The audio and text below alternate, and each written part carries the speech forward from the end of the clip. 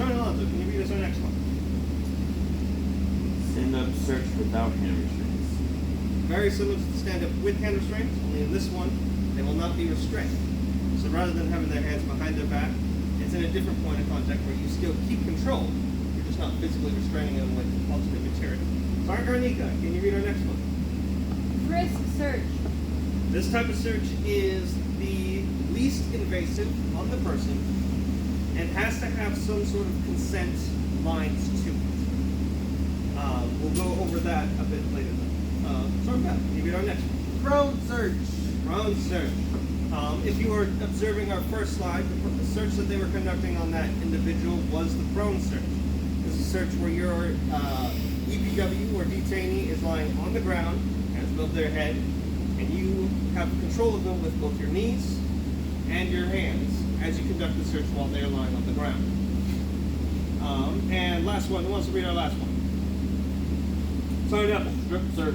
Strip search. Strip search, obviously you want to try and make sure that the individual is in a place of privacy before conducting this. And this is obviously where you really want to make sure you follow these saying during their searching. Is there any questions regarding on searches? You look like you're kind of confused on it. Everything good? Oh, no, I was just thinking, like, is that really obvious? So, I mean, okay, obvious on what? on having them in a private area for the strip search. Okay, can you elaborate on that a little bit? I mean, I don't know, like, as far as the strip search, how far you'll go, but can't you at least take off their top? Strip search is complete skin. So strip searching, you are taking off their jacket, their clothes, pants, garments. This is done in a point where just you want to make absolutely sure they don't have anything on their person. So if you take off their top, then it wouldn't be necessarily a strip search? It would not be considered a strip search. That would be more in lines of the stand-up search with or without hand restraints, just to try and keep that portion away from them. But for a strip search, you're completely taking all their clothes off and getting eyes on all parts of the body. And then from there, you continue searching the clothes while it's off, just in case they have something hidden inside of those. Does that kind of clear it up a little bit? It does. I was just wondering because, like, what if they have a bomb strapped to their chest? You're not going to see Well, it. and that's part of the reason why we do the strip search. And hopefully, if doing the search was right, even with the frisk search, you would find that material. But if you're really worried about it, that's why you progress it to a strip search. Any other questions regarding our 5 different types of searches? Alright, for today's class, we will only be going over physically one of the searches. It'll be the stand-up search without hand restraints.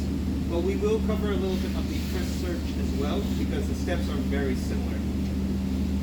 So, can I get a volunteer up here to be demonstrated on being searched?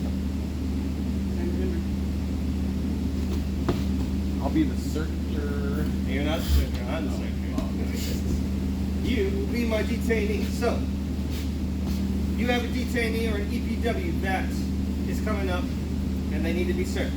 So, if he is approaching me, go ahead and just approach me like you would normally, like just casual Joe, just walking up. You don't want me to walk up without my hand? Absolutely not. I tell you to stop.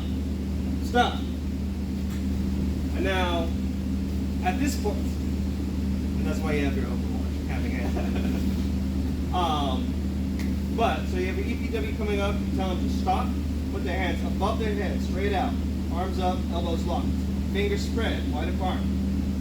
Slowly turn around and face away from you. Stop. Alright.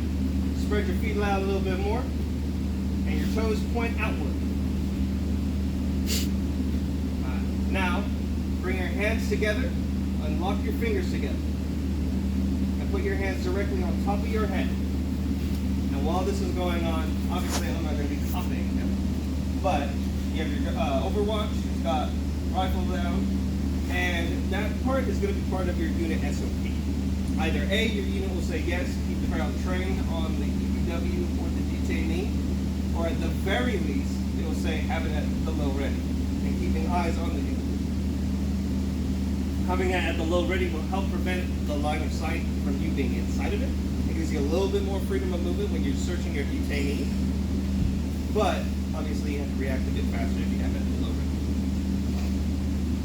Alright. From this point, you have to ensure that your overwatch is in the right position. Can I get a volunteer to provide overwatch? Start talking. For the overwatch, he will be in a position where he will be able to see the best. That's going to be a 45-degree angle away from the detainee. So, assuming you are like over here, you would walk in front of the detainee, set at a 45-degree angle, and now you are at the low risk watching your detainee. So, once I have ensured that my overwatch is in the correct position, I will now position myself behind the detainee. My front foot is going to go in between his legs like this, while my other foot is going to stand on the outside of his feet. From here, first thing to do, majority of us especially have headgear. So if he is wearing headgear, I would say raise your hands above your head. Keep them interlocked. And then I would grab, assuming he has, I don't have mine on me either. He has a PC or some sort of headgear, I would take it. Put your hands back on top of your head. From here, alright. In the example of a PC, you have the rim of the hat, right? You want to slowly bend it and search it, just in case there's any sort of razor blade or other sharp object embedded in the razor blade. Once you have bent it and ensured that there is no sort of blade in the rim of the hat, you then do the crush and pat method for this.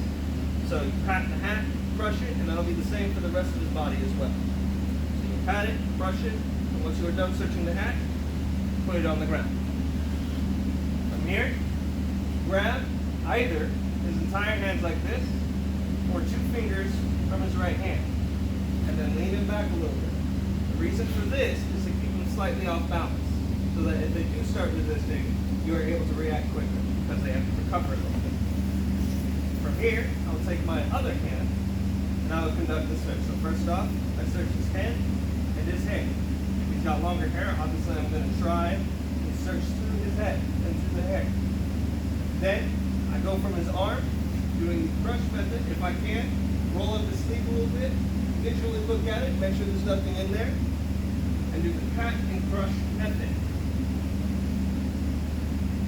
And especially if they have pockets, it's usually better to open them up, visually inspect them as well. But if you can pat it and tell that there is nothing in them, then carry on with the investigation. Once you've done the arm, you do the collar. First, peel it back, visually inspect it, make sure that there's no weapons or sharp objects, and then continue to pat.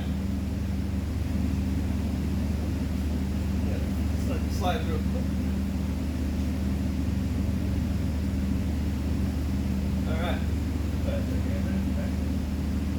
From there, you'll go to selected back to waist. So now I'm checking its back, and along the way, also checking the sides.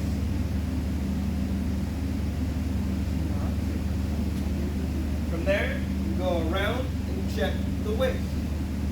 Checking the front up the collar, finding a pocket. He's got something in his pocket.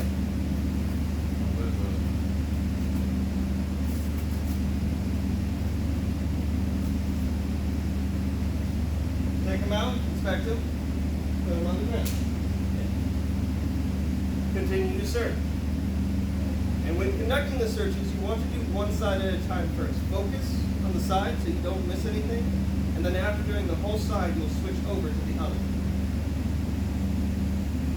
Alright.